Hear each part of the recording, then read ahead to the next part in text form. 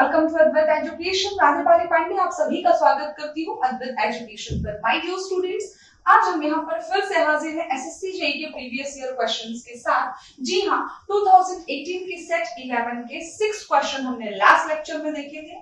यदि आपने अभी तक नहीं देखा है तो वीडियो की लिंक आपको मिलेगी डिस्क्रिप्शन बॉक्स में, जाइए और अभी देखें। कई बच्चों को वीडियो बहुत पसंद आ रहा है, इसीलिए मैंने सोचा क्यों ना ये चीज कंटिन्यू की जाए। फिलहाल लॉकडाउन के समय पर क्वेश्चंस के सॉल्यूशन मिलना बेहतर एक ऑप्शन दिख रहा था मुझे, क्योंकि हम टॉपिक को जब कवर करते हैं तो बढ़िया तरीके से डिजिटल बोर्ड में ही मजा आता है ना। लेकिन क्वेश्चंस को तो हम बड़े इजीली, बड़े अच्छे तरीके से यहाँ पर कवर कर पा रहे हैं और बच्चों को पसंद आ रहा है। ये मुझे बहुत अच्छा लगा, इसीलिए हम इसको कंटिन्यू कर रहे हैं। नेक्स्ट क्वेश्चन जो बचे हुए थे 2018 के सेट 11 के क्वेश्चन, वो आज हम यहाँ पर डील करने वाले हैं। शुरुआत करते हैं। सबसे पहला क्वेश्चन जो है आज का, वो आपको यहाँ पर स्क्रीन में दिख रहा होगा। आप देखिए, there is a circular coil having n turns. The field produced is how many times larger than produced by a coil of single turn? कह रहा है question, there is a circular coil having n turns. सबसे पहले तो बना है circular coil. या suppose करो कोई सर्कुलर कॉइल है जिसमें कि n टर्न्स है, क्या मैग्नेटिक फील्ड है, कोई फील्ड है जिसमें कि सर्कुलर कॉइल रखी हुई है। क्या रखी हुई है? सर्कुलर कॉइल रखी हुई है। There is a circular coil having n turns. The field produced is how many times larger than produced by a coil of single turn. यदि कॉइल में सिंगल टर्न है तो फील्ड कितना प्रोड्यूस होगा, और यदि हमने कॉइल को n नंबर ऑफ टाइम्स बढ़ा दिए हैं तो फील्ड में क्या चेंजेस आएंगे। इसके लिए समझते हैं, मैग्नेटिक फील्ड को हम रिप्रेजेंट करते हैं कैपिटल B से, सभी को पता है।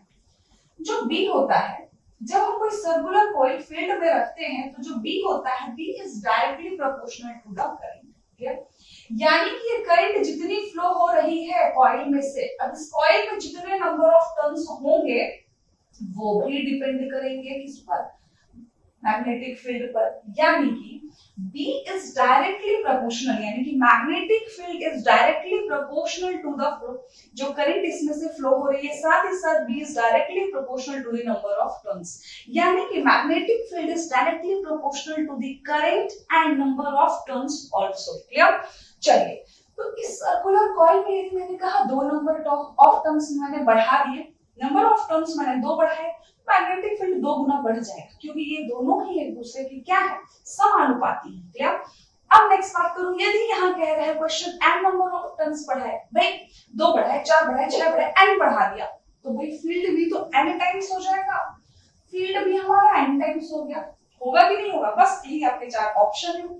चार ऑप्शन आपको दिख रहे होंगे कि पहला है n, दूसरा है n स्क्वायर, तीसरा है 1/2, चौथा है n स्क्वायर बाई 2। तो बाकी तीन तो काम का ही नहीं है।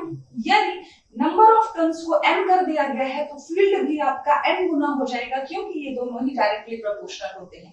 यानी कि यदि सर्कुलर कॉइल को मैग्नेटिक फील्ड में रखा गया है तो सर्कुलर कॉइल में जितने नंबर ऑफ टर्न्स हम बढ़ाएंगे मैग्नेटिक फील्ड उसी अनुपात से बढ़ता जाएगा, क्योंकि ये दोनों ही समानुपाती होते हैं। साथ ही साथ सेम जो कंसेप्ट है वो करंट के साथ है। आप खुद ही सोचो ना यार, कॉइल रखी हुई है, अब मैंने कॉइल में 2 टर्न बढ़ाए तो भाई ये करंट भी ऐसे बढ़ेगी, तो जैसे नंबर ऑफ टर्न्स बढ़ता जा रहा है करंट बढ़ता जा रहा है, तो दोनों ही क्या हुए, फील्ड के प्रोपोर्शनल ही तो होंगे। बस इतनी सी बात है।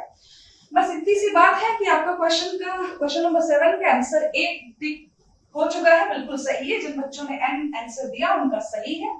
तो ये क्वेश्चन यहीं पर फिनिश करते हैं। नेक्स्ट क्वेश्चन देखते हैं। अगला क्वेश्चन क्या कह रहा है, Which of the following is not an example of, screen पर देखिए आप सभी, आपको स्क्रीन पर क्वेश्चन दिख रहा होगा। Which of the following is not an example of biomass energy source? यानी कि बायोमास एनर्जी सोर्स का एग्जाम्पल कौन सा नहीं। चार आपके सामने ऑप्शन दिए गए हैं। पहला है वुड, दूसरा है गोबर गैस, तीसरा है एटॉमिक एनर्जी, चौथा है कोल। क्या आपको पता है कि ऊर्जा के स्रोत दो तरह के होते हैं? ये तो सभी को पता होगा यार, कॉमन सेंस है ना। पहला होता है रिन्यूएबल, दूसरा होता है नॉन रिन्यूएबल। या दूसरा होता है नॉन रिन्यूएबल। तो जो रिन्यूएबल एनर्जी सोर्स है इसको हम हिंदी में कहते हैं नवीकरणीय। आप कहोगे कि मैम आप हिंदी क्यों ले आते हो यार बीच में? पता है क्यों ले आती हूँ? क्योंकि हिंदी के नामों में ही ना आधा कंसेप्ट वहीं खत्म हो जाता है। पता है जितने लॉजिक्स के क्वेश्चन हिंदी में क्यों नहीं पूछे जाते, क्योंकि वहां पर तो पता ही चल जाता है ना कि आंसर क्या है। सपोज करो यदि एग्रोलॉजी पूछा तो कृषि विज्ञान पूछेगा तो आप तुरंत आंसर दे देंगे, इसलिए एग्रोलॉजी पूछता है। अब यदि आपको नवीकरणीय पता है तो आप इसको संधि विच्छेद कर लोगे यार। संधि विच्छेद करोगे तो बन रहा है ऐसी चीज जिसका नवीनीकरण, नवी प्लस करणी यानी नवीनीकरण किया जा सके। ऐसे सोर्सेस जिनको हम दोबारा बना सकते हैं, प्रोड्यूस कर सकते हैं, नवीकरण किया जा सकता है, वो कहलाते हैं renewable energy sources. Non renewable को हम कहते हैं अनवीकरणीय। क्या कहते हैं? अनवीकरणीय ऊर्जा के स्रोत। अनवीकरणीय तो मैंने आ प्लस नवीकरणीय कर दिया, यानी कि नहीं किया जा सकता। ऐसे सोर्सेस जिनका दोबारा से हम प्रोडक्शन नहीं कर सकते, प्रोड्यूस नहीं कर सकते, वो कहलाते हैं नॉन रिन्यूएबल। और भाई इतना तो सभी को पता है कि बायोमास जो है, बायोमास एनर्जी सोर्सेस क्या है? ऊर्जा के रिन्यूएबल एनर्जी सोर्सेस है, यानी कि नवीकरणीय स्रोत है। Which of the following is not an example of? Question को ध्यान से पढ़ो, कौन सा एग्जांपल नहीं। पहला वुड, ये वुड तो बायोमास एनर्जी यानी कि रिन्यूएबल एनर्जी सोर्स है क्या। दूसरा है गोबर गैस, गोबर गैस भी रिन्यूएबल एनर्जी सोर्स है। तीसरा है एटॉमिक एनर्जी एंड चौथा है कोल। तो मैं आपको बता दूं कि इस क्वेश्चन में है मिस्टेक। उस समय मिले होंगे सभी को मार्क्स, क्योंकि एटॉमिक एनर्जी एंड कोल दोनों ही नवीकरणीय ऊर्जा के स्रोत है, यानी कि ऑप्शन सी एंड डी जो है दोनों ही अनवीकरणीय है, यानी कि यहाँ पर सी और डी दोनों ही करेक्ट हैं। क्यों? क्योंकि क्वेश्चन है कि which is not an example of biomass energy, यानी कि ऊर्जा के नवीकरणीय स्रोत कौन कौन से नहीं है, तो दोनों ही नहीं है, एटॉमिक एनर्जी और कोल। क्योंकि इनको बनाने के लिए मिलियंस ऑफ ईयर लगते हैं अर्थ को अगेन प्रोड्यूस करने के लिए, यानी कि इनका नवीनीकरण करना बहुत ही कठिन है, इसलिए हम इनको कहते हैं अनवीकरणीय, नॉन रिन्यूएबल एनर्जी सोर्सेस। इसलिए ऑप्शन सी एंड डी दोनों ही यहाँ पर करेक्ट है। चलो क्वेश्चन नंबर नेक्स्ट कह रहा है density of water when it freezes. Question आप स्क्रीन पर देखें, density of water when it freezes. Density of water, पानी का घनत्व तो क्या होगा जब वह बर्फ बनेगा? तो बढ़ेगा, घटेगा या उतना ही रहेगा, या कोई भी ऑप्शन सही नहीं है। आपके सामने चार ऑप्शन दिए गए। पहली बात तो पता होना चाहिए घनत्व तो होता क्या है। डेंसिटी जो होती है, डेंसिटी कहें या हम इसी को कहेंगे घनत्व, या घनत्व बराबर होता है बेटा द्रव्यमान बटे आयतन, या हम कहें मास पर यूनिट वॉल्यूम, यानी कि किसी वस्तु का पर्टिकुलर वॉल्यूम पे कितना मास है, यही कहलाता है डेंसिटी या कहें घनत्व। पर्टिकुलर वॉल्यूम पर उसका मास कितना है, यही कहलाता है डेंसिटी। यूनिट बड़ी आसानी से आप बना लोगे, मास हो गया किलोग्राम, वॉल्यूम हो गया मीटर क्यूब। यूनिट बन गई किलोग्राम पर मीटर क्यूब। यदि क्वेश्चन आ जाए डायमेंशनल फॉर्मूला ऑफ डेंसिटी तो आप बड़ी आसानी से बता दोगे। चूंकि है किलोग्राम तो आ गया capital M, metre cube metre हो गया लेंथ, तो L टू द पावर -3 बन जाएगा and T to the power 0 बन जाएगा। ये हो गया डायमेंशनल फॉर्मूला, यानी कि यहाँ पर कवर हो गए आपके दो और प्रश्न। जी हाँ, सीजी और सीएचएसएल में तो कई बार पूछा ये क्वेश्चन, कई बार पूछा डेंसिटी का बताओ, डायमेंशनल फॉर्मूला। तो पहली बात तो ये पता होना चाहिए कि भाई घनत्व तो बराबर होता है द्रव्यमान बटा आयतन। ये पता है तो बकायदा यूनिट निकाली। और ये अब एसएससी जेईई वाले बच्चे सोचेंगे हाँ इतना इजी आता है, हाँ इतना इजी आता है, टफ भी आते हैं, और बायो के क्वेश्चंस देखेंगे अपन।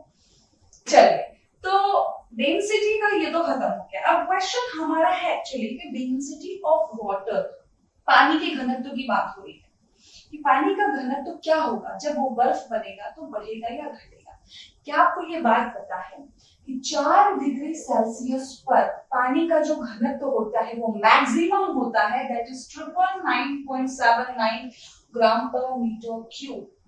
कितना होता है? कितना? 999.79, कितने? 4 डिग्री सेल्सियस पर। इतना तो सभी को पता है यार कि जो बॉइलिंग पॉइंट होता है वाटर का वो 100 डिग्री सेल्सियस होता है, जो मेल्टिंग पॉइंट होता है वो 0 डिग्री सेल्सियस होता है, तो सभी को पता है ना, पानी का गलनांक और क्वथनांक। अब चूंकि इतना पता है कि 4 के बाद जैसे ही पानी 0 पर आएगा तो पानी बर्फ बनेगा। क्लियर? 0 से और नीचे गया, सपोज -10 पे गया, तो और उसका क्या होने वाला है? घनत्व घटने वाला है। -30 डिग्री सेल्सियस पर पानी का घनत्व पहुंच जाता है 983.85।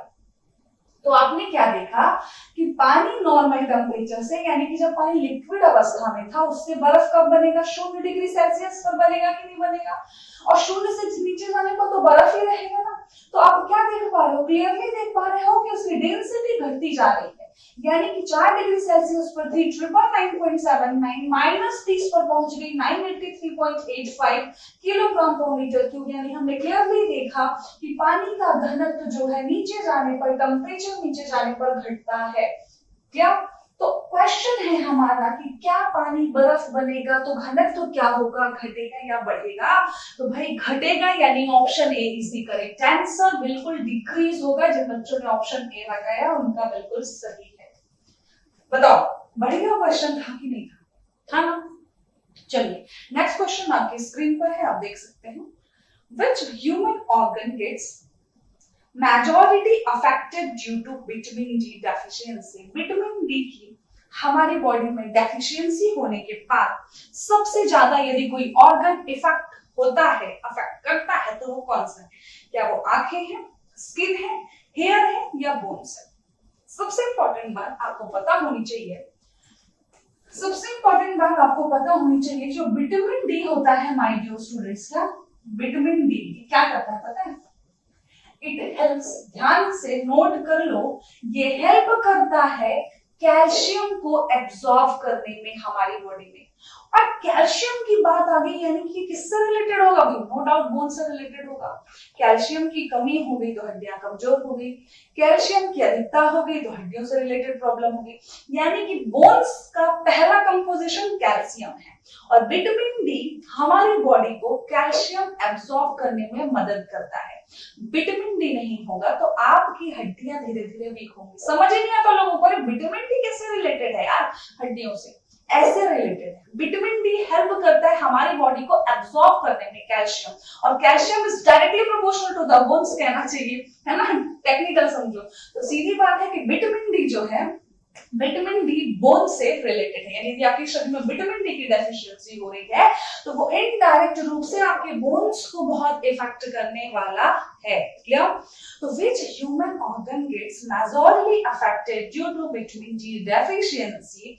तो आईज, स्किन, हेयर नहीं होगा, ऑप्शन डी यानी कि bones is the correct answer.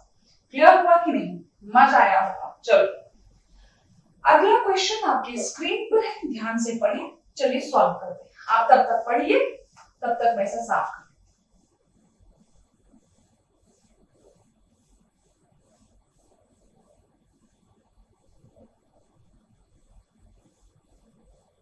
आया समझ क्वेश्चन क्या है?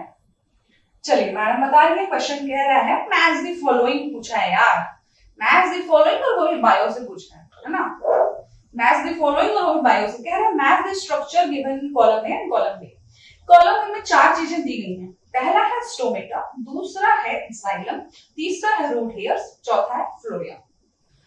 देखो यहां पर आपको 2 चीज भी पता हो ना तो खत्म हो जाना है, लेकिन बेटा ना कॉलम बी में 5 चीजें दी गई हैं, सिर्फ इसीलिए ताकि आप कंफ्यूज हो। चलिए देखते हैं क्या क्या ऑप्शन है। पहला ऑप्शन है अब्जॉर्प्शन ऑफ वाटर, दूसरा है ट्रांसपीरेशन, तीसरा है ट्रांसपोर्ट ऑफ फूड, चौथा है ट्रांसपोर्ट ऑफ वाटर, अगला है सिंथेसिस ऑफ कार्बोहाइड्रेट। क्लियर? पहला तो हम बनाते जाते हैं आपको, जैसा कि हमने शॉर्टकट बनाया है, ठीक है? उस हिसाब से हम आपको बताते जाते हैं, फिर हम मैच करते हैं। मैम ने बताया था ज से जाइलम और जा से जल, बेटा ये बताया है मैंने, और फा से फ्लोएम और फा से होता है फूड। ये याद कर लोगे तो कभी गलत नहीं होंगे। ये दोनों टिश्यूज एक्चुअल में क्या काम करते हैं। जाइलम जो है पौधों में किसका, वाटर का वाटर ट्रांसपोर्ट का काम करता है, जबकि फ्लोएम नाम का ऊतक टिश्यू जो है वो फूड ट्रांसपोर्ट का काम करता है। भोजन जो है पत्तियों में बनता है, पत्तियों से लेकर पौधे के हर एक भाग में पहुंचाने का काम फ्लोएम का है। कैसे याद रखोगे? फ से फ्लोएम, फ से फूड, ज से जाइलम, ज से जल, ऐसे याद रखोगे, कभी गलत नहीं होगा।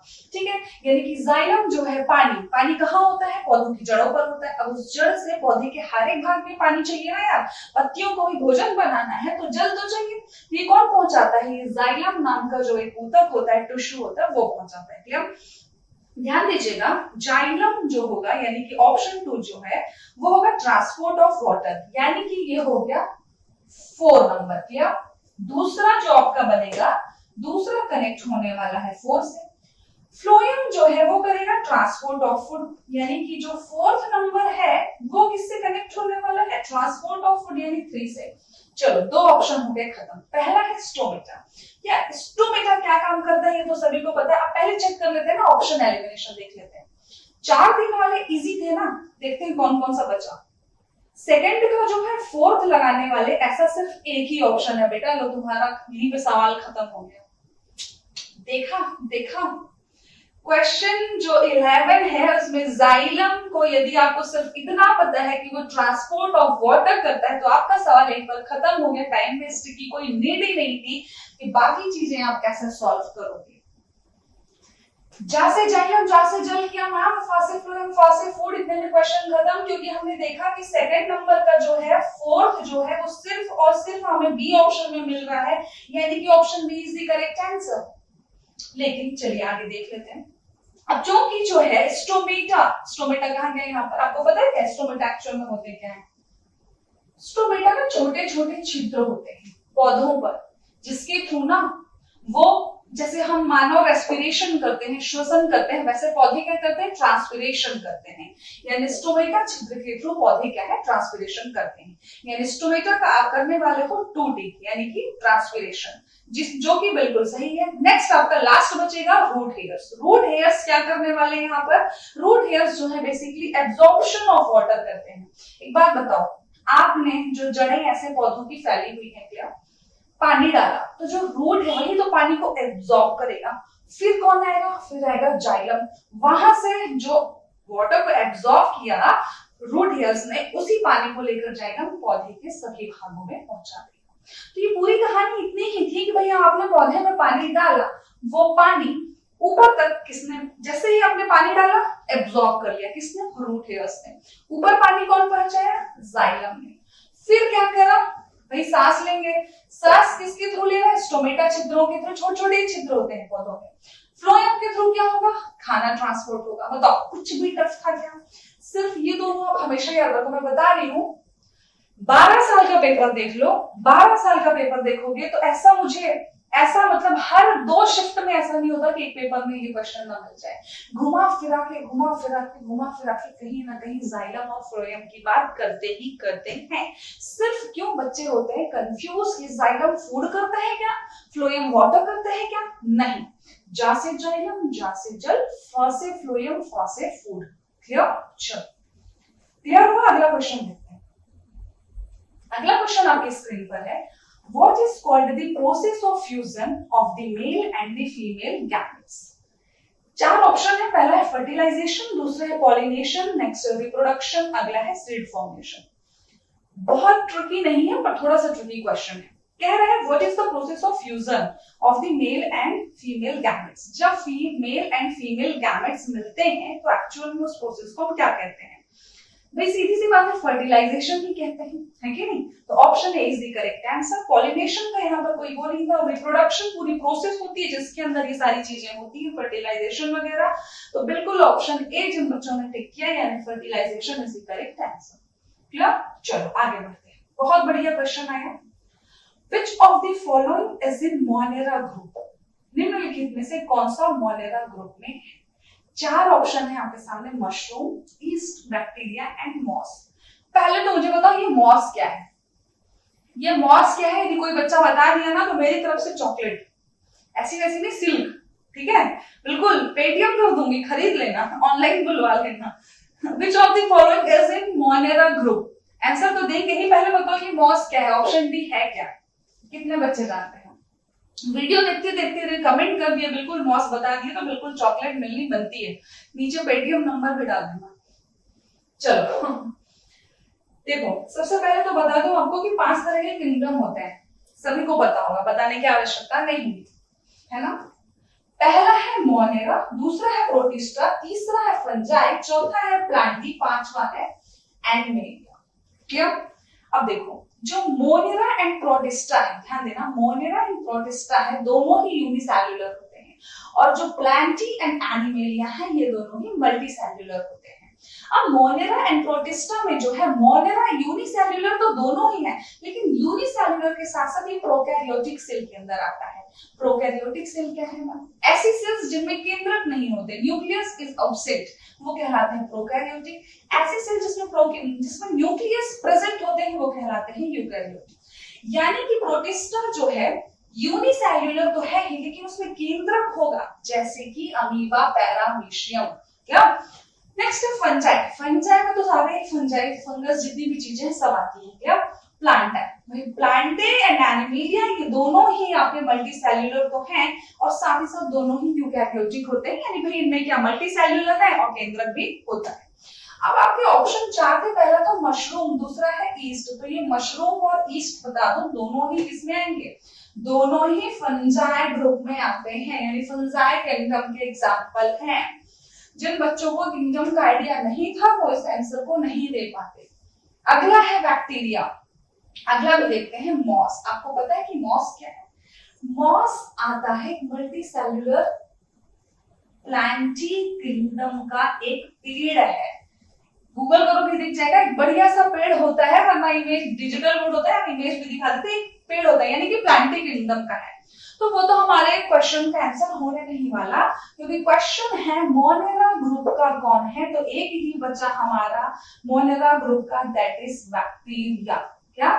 Bacteria, and option C is the correct answer कि भाई यूनिसेल्युलर तो होते हैं, साथ ही साथ इनके अंदर न्यूक्लियस नहीं होते। क्लियर? चलो ये भी हो गया हमारा clear. Which of the following is in monomer group? That is option C, bacteria is the correct answer. अगला सवाल, अगला सवाल कह रहा है ice must be removed. Screen पर देखेंगे आप सभी, ice must be removed with in hours after the death for I donation. Suppose किसी ने आई डोनेट कर रखी है और उसकी डेथ हो जाती है, तो उसके मरने के कितने समय पश्चात ही आइस को निकालना इंपॉर्टेंट होता है? कुछ एक समय ड्यूरेशन हो गया, ऐसा तो है नहीं कि 20 दिन बाद भी आइस निकाल लो तो भी कुछ नहीं होना, ऐसा नहीं होता है। 4 ऑप्शन है क्या? 6 घंटे बाद, 8 घंटे बाद, 12 घंटे या 24 घंटे बाद। तो ऑप्शन ए करेक्ट है यहाँ पर, 6 घंटे बाद हमें निकालना जरूरी होता है आइस को, वरना बाद में वो सेफ नहीं होती। क्या? चलिए अगला क्वेश्चन कह रहा है which of the following is या और the agent of infection। Screen पर आपके सामने क्वेश्चन है, कह रहा है कि एज निम्नलिखित में से 4 ऑप्शन दिए गए हैं, कह रहा है कौन जो है एजेंट है इन्फेक्शन का। क्या? यानी कि इन्फेक्शन फैलाने का काम करता है। 4 ऑप्शन है, पहला है फिजिकल कांटेक्ट, भाई वायरस, कोविड वायरस का समय चल रहा है, सबको पता है कि फिजिकल कांटेक्ट आने से इन्फेक्शन फैलता है। क्या? दूसरा है वेक्टर, तीसरा है वाटर, भाई वाटर से भी इन्फेक्शन फैलता है, सभी को पता है। क्या? वेक्टर क्या चीज है मैम? वेक्टर एक ऐसा कहना चाहिए तीसरी चीज है जो दोनों के बीच वायरस को फैला देती है। या ऐसे माइक्रोब्स होते हैं जो हमें पता नहीं होते, लेकिन एक थर्ड पार्टी है जिसके थ्रू क्या होता है, वायरस फैलता है। ये भी एक तरह का एजेंट है जो कि इन्फेक्शन फैलाता है। तो बेसिकली हमने देखा कि which of the following are the agents of infection, तो बिल्कुल तीनों ही ऑप्शन जो है सही है, यानी कि हम ऑप्शन डी टिक करेंगे, that is all options are correct. Physical contact आने में इन्फेक्शन बढ़ेगा, वेक्टर्स भी फैलाते हैं, साथ ही साथ वाटर से तो फैलता ही फैलता है। क्या? चलिए अगला क्वेश्चन आपकी स्क्रीन पर है, आप देखें which of the following is not a forest product। Easy question, एकदम इजी। 4 दिए हैं, पहला है गम, दूसरा है प्लाईवुड, अगला है सीलिंग वैक्स, चौथा है केरोसिन। भाई सबको पता है, सबको पता है कि केरोसिन कैसे मिलेगा, पेड़ से नहीं मिलेगा। गम भी पेड़ से मिलता है, प्लाईवुड भी वही पेड़ से ही मिलता है, लकड़ी है, सीलिंग वैक्स भी पेड़ से ही निकलता है, सिर्फ केरोसिन ही ऐसा है। एक आध सवाल ऐसा भी दे देता है ना, हाँ चलो ठीक है यार, तुमको भी लग जाए कि हलवा साइंस आती है, बाकी हलवा नहीं आती। ये वाला क्वेश्चन देखा था, ठीक है। चलो, तो ये था बेसिक डिस्कशन जिसमें कि 2018 का सेट 11 यहाँ पर होता है फिनिश। जितने क्वेश्चन हमने अभी डील किए उतने सारे ही क्वेश्चंस जो है आए हुए थे किसके, सेट 11 2018 एसएससी जेईई में। तो इस तरीके का बढ़िया लेवल रहता है, इसी तरीके से हम डिस्कस करते रहेंगे क्वेश्चन को। बस आप लोग अपना प्यार इसी तरीके से बनाए रहिए। और संडे को होने वाली है क्विज, तो क्विज में पार्टिसिपेट जरूर करना है आप सभी को। और आप सभी के प्राइजेस जैसे ही लॉकडाउन ओपन होते हैं तो सभी के घरों तक पहुंच जाएंगे, प्राइस सबके घर तक पहुंच जाएंगे। चिंता करने वाली बात नहीं कि मैम प्राइस कब तक मिलेगा, बच्चे परेशान है, लॉकडाउन में डिलीवरी ही नहीं दिखा रही है। फ्लिपकार्ट सर लोगों ने ट्राई कर लिया, हर एक ऐप में कहीं पर भी डिलीवरी नहीं दिखा रही है, इसलिए अभी गिफ्ट्स पहुंच रहे हैं। जैसे डिलीवरी ओपन होती है आप सभी के गिफ्ट्स आपके घर तक पहुंच जाएंगे। क्या तो बस इसी तरीके से प्यार बनाए रहो और बढ़िया तरीके से घर में बैठकर सेफ और सुरक्षित तैयारी करते रहिए। क्या चलिए, thank you everyone, thank you so much again.